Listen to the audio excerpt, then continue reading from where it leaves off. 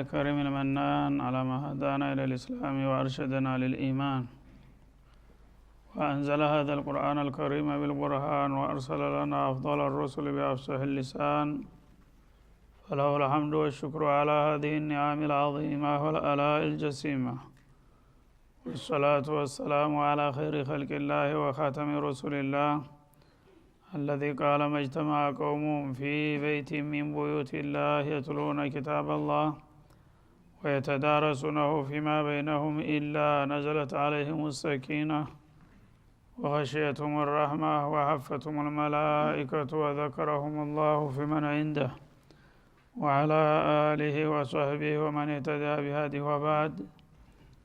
فقد وقفنا في درس أمس عند قوله جل وعلا من سورة الأنعام ولا تسبوا الذين يدعون من دون الله فيسبوا الله عدوا بغير علم الآية رقم 107. فلنبدأ من هنا. أعوذ بالله من الشيطان الرجيم. ولا تسبوا الذين يدعون من دون الله فيسبوا الله عدوا بغير علم كذلك زينا لكل أمة عملهم ثم إلى ربهم مرجعهم فينبئهم بما كانوا يعملون. وأقسموا بالله جهد أيمانهم لئن جاءتهم آية ليؤمنن بها قل إنما الآيات عند الله وما يشعركم أنها إذا جاءت لا يؤمنون. ونقلب أفئدتهم وأبصارهم كما لم يؤمنوا به أول مرة ونذرهم في طغيانهم يعمهون. ولو أننا نزلنا إليهم الملائكة وكلمهم الموتى وحشرنا عليهم كل شيء قبلا ما كانوا ليؤمنوا إلا أن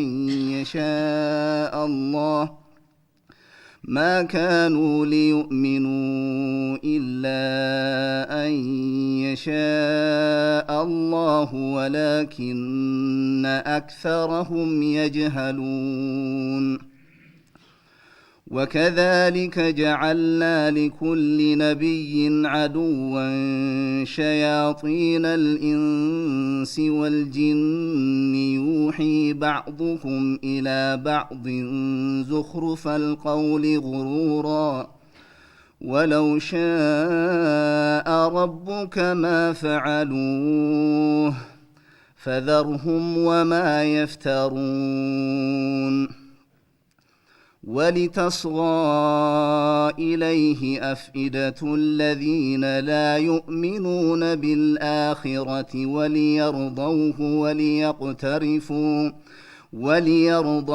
وليقترفوا ما هم مقترفون. أفغير الله أبتغي حكما وهو الذي أنزل إليكم الكتاب مفصلا والذين آتيناهم الكتاب يعلمون أنه منزل من ربك بالحق فلا تكونن من الممترين. وتمت كلمة ربك صدقا وعدلا لا مبدل لكلماته وهو السميع العليم.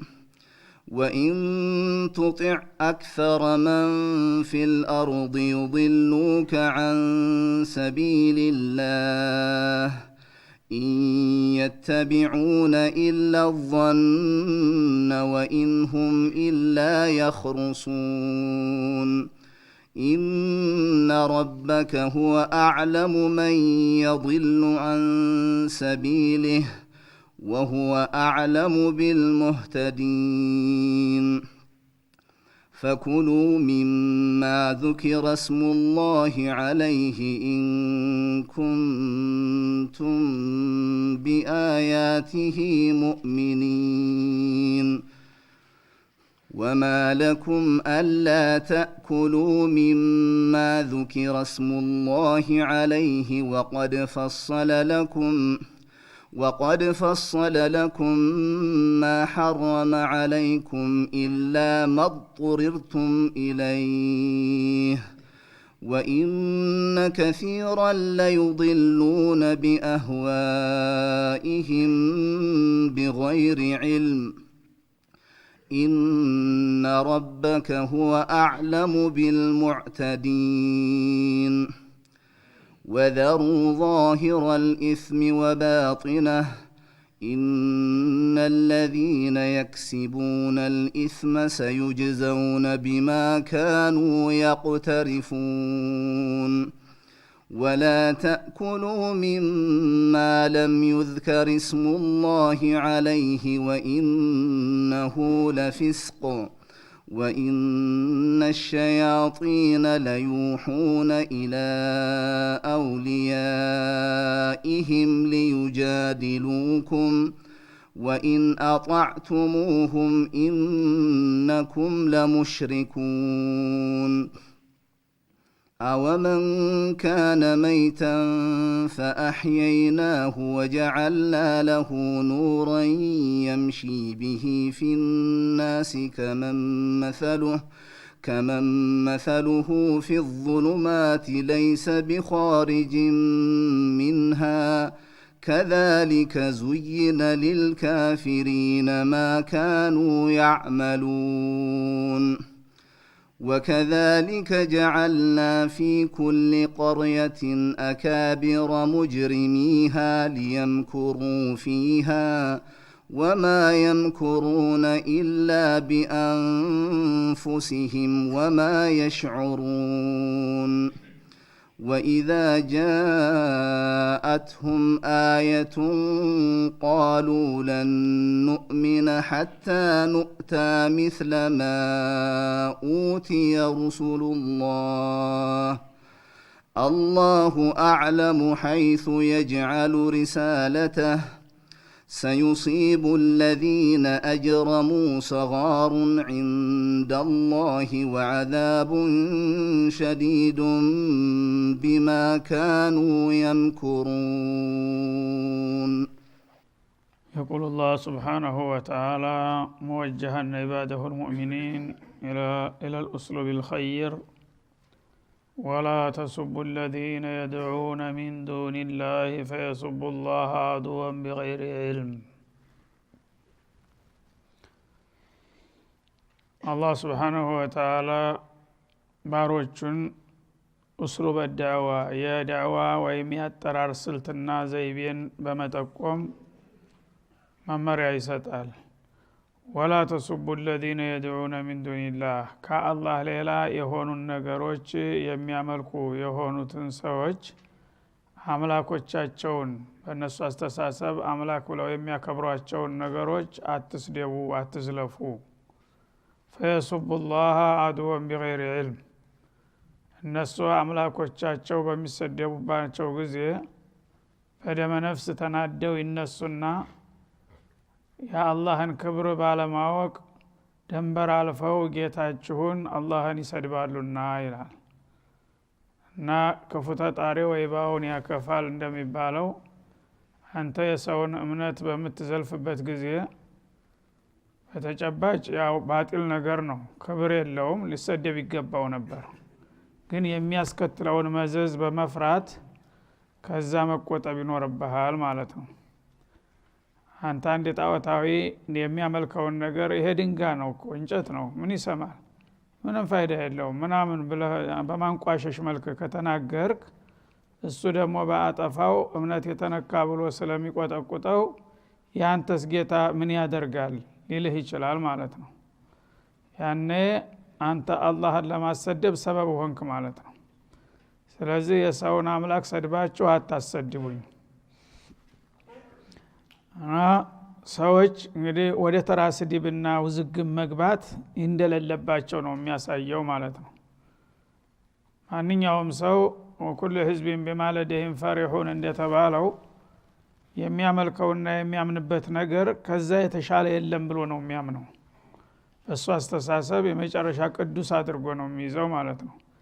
ያን እሱ የቀደሰውን ነገር አንተ ስትዘልፍና ስታንቋሽሽ ይናደዳል፣ ለመበቀል ይነሳሳና እሱ ደግሞ በአጠፋው ያንተን ጌታ የዓለምን ባለቤት አላህን ይሰድብ ይችላል ማለት ነው። ያኔ አላህን ለማሰደብ ማን ነው ምክንያት የሆነው? አንተ ነህ ማለት ነው። ያን ባትነካበት ኑሮ አያደርግም ነበር።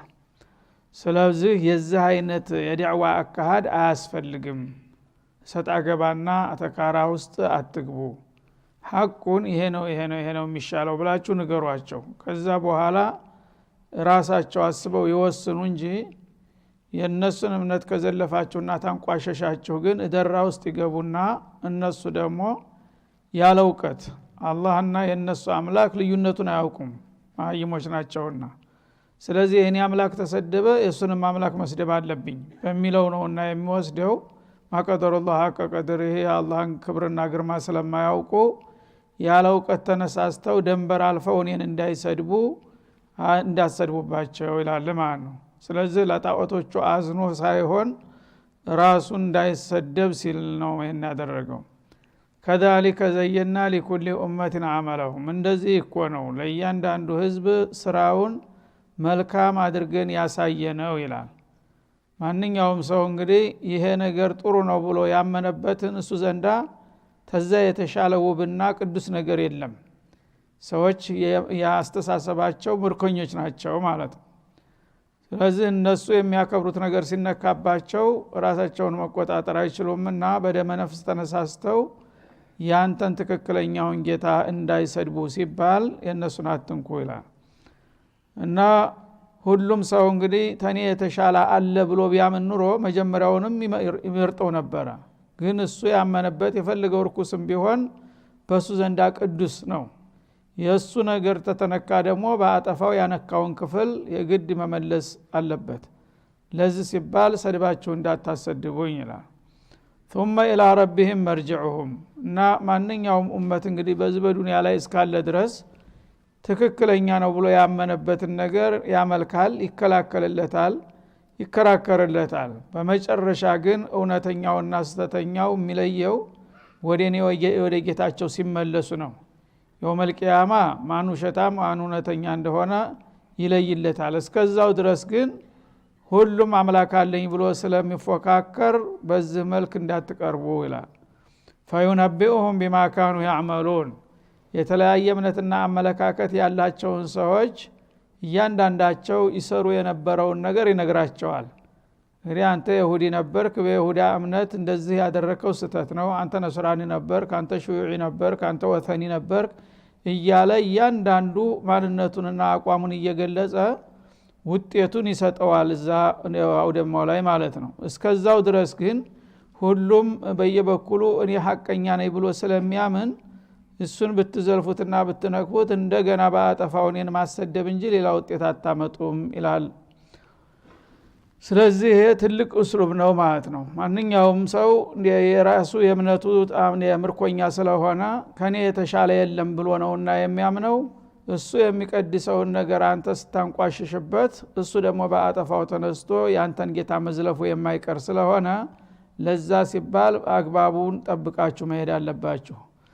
ወአቅሰሙ ቢላሂ ጀህደ አይማኒሂም፣ እነዚህ ጥላቶች ደግሞ በአላህ በጌታ ይምላሉ፣ መሐላቸውን በጣም አጠንክረውና አጠብረው ይላል ማለት ነው። ምን ብለው? ለኢንጃአቱም አያ፣ እኛ የጠየቅንህ ልዩ ተአምር ባንተ በኩል ቢመጣ ኑሮ ብታመጣልን ኑሮ የጠየቅንህን ማስረጃ ይላሉ ለዩእሚኑነ ቢሃ ያኔ ባመጣው ማስረጃ መሰረት እናምንልሃለን والله العظيم እያሉ ይምላሉ ሙሽሪኩል አረብ ማለት ነው። እና እንግዲህ እነሱ የአላህ ነብይ መተው ወደ ጌታቸው ፍቃድ ሲጠሯቸው አንተ ነብይ ለመሆን ምን ማረጋገጫ አለህ ይሏቸዋል። በሳቸው በኩል አላህ የሰጣቸውን ሙዕጂዛና ተአምር ያቀርቡላቸዋል። ያንን መቀበል ትተው የራሳቸው እንደገና ፈተና ያዘጋጃሉ። ምን ይላሉ? አንተ እውነት የአላህ ነብይ ከሆንክ እስቲ መካገራ ተራራ ወርቅ አድርግልንና ይሄን ወርቅ አከፋፍለን ከዛ በኋላ እናምንልሃለን ይሏቸዋል። እንዲሁም ደግሞ ትልቅ ጅረት ውሃ አፍልቅና በአካባቢው ሀገራችንን እንደ ሱሪያ ሀገር ያትክልት ሀገር ለምለም አድርግልን ይሉም ነበረ። ከዛም አልፈው አባቶቻችንን አያቶቻችንን በቅድም የሞቱትን ሰዎች አስነሳና በእነሱ አንደበት ይሄ ሰውዬ ከአላህ ተልኳል ብለው የምስክርነት ቃል ይስጡ በአደባባይ ያኔ እናምንልሃለን እንደግፋለን ይሏቸው ነበረ። እንደገና ምናልባት ለኛን መጥቀም አልፈልግ ብለህ ከሆነ ላንተ እንኳን ልዩ የሆነች አትክልታማ አገር ወይም ደግሞ የወርቅና የብር ቤት ይስጥህና ጌታህ ያንን ስናይ እናምንልሃለን እያሉ የተለያዩ ፈታኝ የሆኑ ጥያቄዎችን ይደረድሩ ነበር። እና ያንን ነገር ደግሞ ካሳየህን እኛ የጠየቅንህን ነገር ታስፈጸምክ ወላሂ ወደ ኋላ አንልም እናምናለን እያሉ ይምላሉ ይገዘታሉ ጠንክረው ማለት ነው። እንግዲህ ይህም በሚሏቸው ጊዜ ነብዩ አለይሂ ሰላቱ ወሰለም ሰው ናቸውና እውነት እነዚህን የሚባሉትን ነገሮች እኔ በጌታዬ በኩል ጠይቄ ባቀርብ ያምኑልኝ ይሆን የሚል መላላት ይሰማቸው ነበረ ማለት ነው። ያን ነገር ምለው ተልባቸው አጠንክረው ደጋግመው ሲናገሩ ጌታ አላ ኩሊ ሸይን ቀዲር ነው። መቼም ለማድረግ ከፈለገ የሚቸግረው ነገር የለም። ጠይቄ ይሄን ነገር ባሰብላቸው የሚሉትን ሲያጡ ይረቱ ይሆናል ያምኑ ይሆናል በቃላቸው መሰረት ብለው ጌታ ይሄን ነገር ያደርግልኝ ምን አለበት ብለው ጌታቸውን ሊጠይቁ አቅማሙ ማለት ነው ፈለጉ። ያኔ አላህ ደግሞ ይሄን ጥያቄና የሰዎችን አቋም ያቃልና መልስ ሰጣቸው ማለት ነው። አሁን አንተን ለማታለልና ለማንከልከል የሆነ ያልሆነ ጥያቄ ይደረድሩልሃል። ያንንም ደግሞ ጥያቄ ታስፈጸምክ እንደሚያምኑልህ ቃል ይገባሉ ይምላሉ።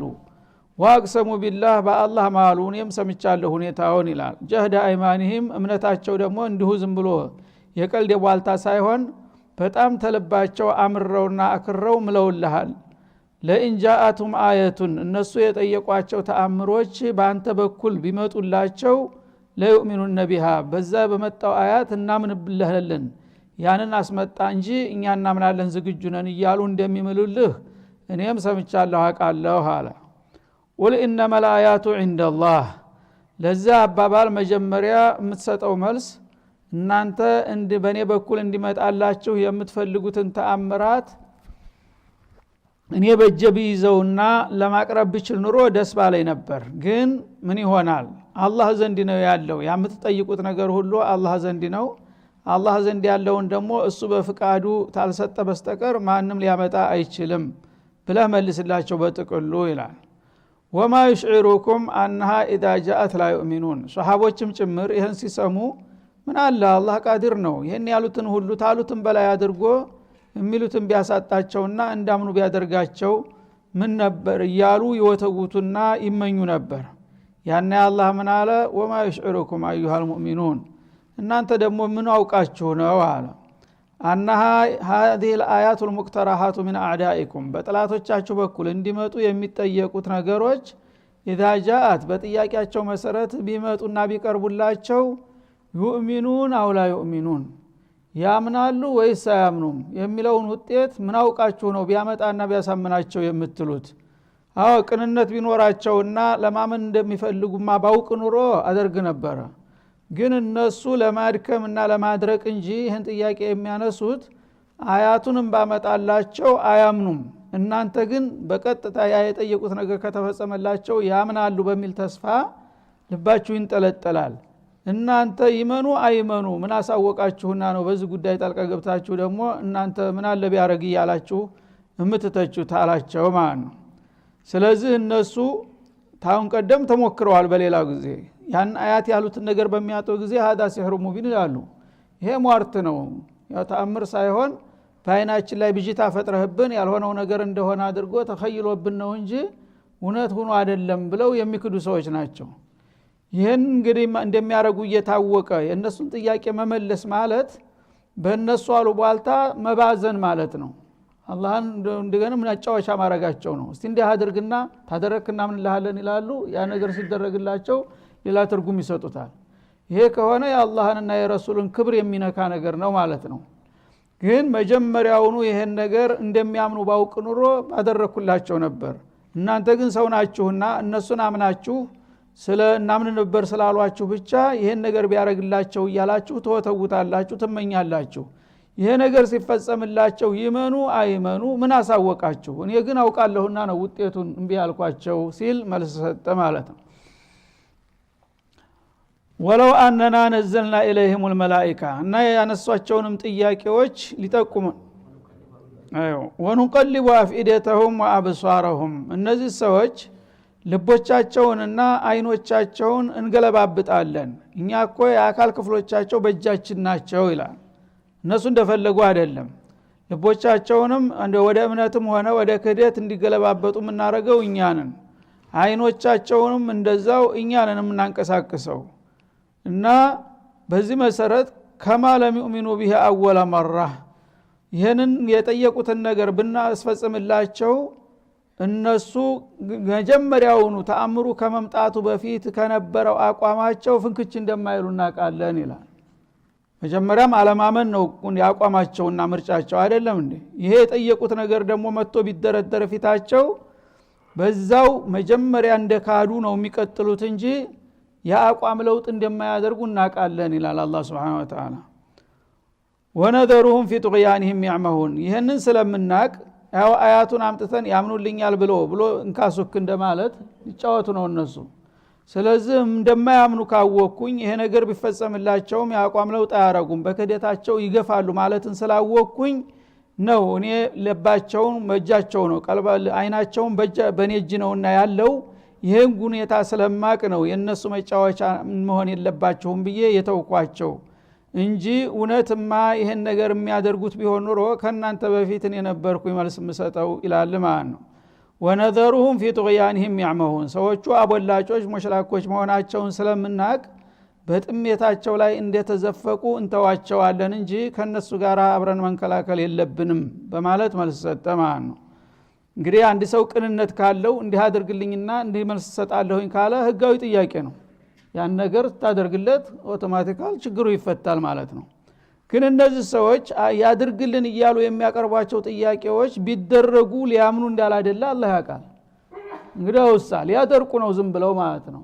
ያምኑልኛል ብሎ እንዲህ አደረገ ሲህሩን አመጣኮ ሊያስመስል ሊያጃጅለን ለማለት ነው የሚጠይቋቸው። ይሄ ከሆነ ደግሞ በዛው በመረጠው ጨለማው ላይ እንደተዘፈቀ እተወዋለሁኝ እንጂ እሱ ጋራ አተካራ መግባት አያስፈልግም ይላል።